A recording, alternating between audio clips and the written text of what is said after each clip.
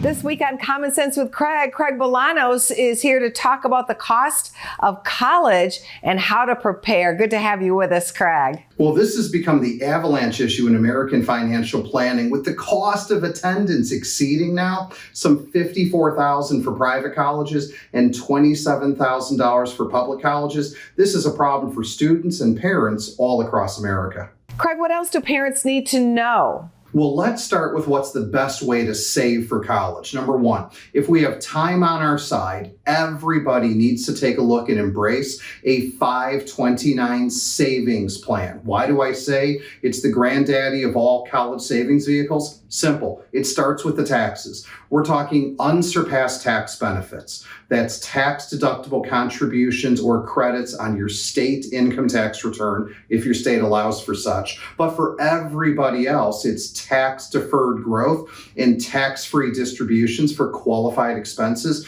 Who doesn't like the words tax-free on the backside? Also, I think about ownership. Parents, grandparents, if you create a 529 plan, you own it, you control it, it's your asset, it's never an asset of the student. And in addition, unsurpassed flexibility.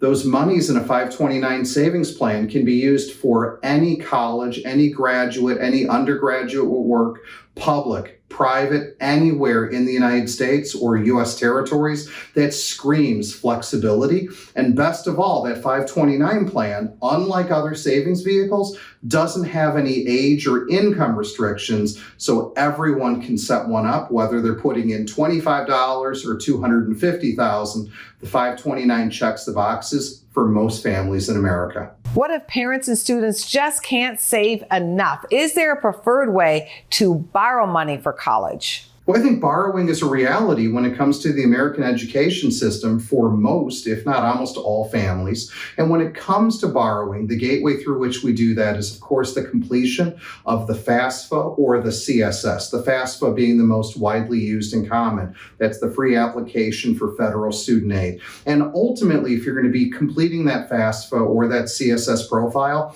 I think it's important that people understand asset positioning, and maybe people should work with a qualified advisor to make sure their assets are located and listed properly so as to get the best, most favorable outcome when it comes to the EFC. That's the expected family contribution, aka how much your family is expected to contribute towards the cost of higher education. And from a borrowing perspective, as you asked, Angie, the rule is we're always going to borrow in the name of the student first. That's non-negotiable. So we're always going to start with what I call those federal direct loans to the student.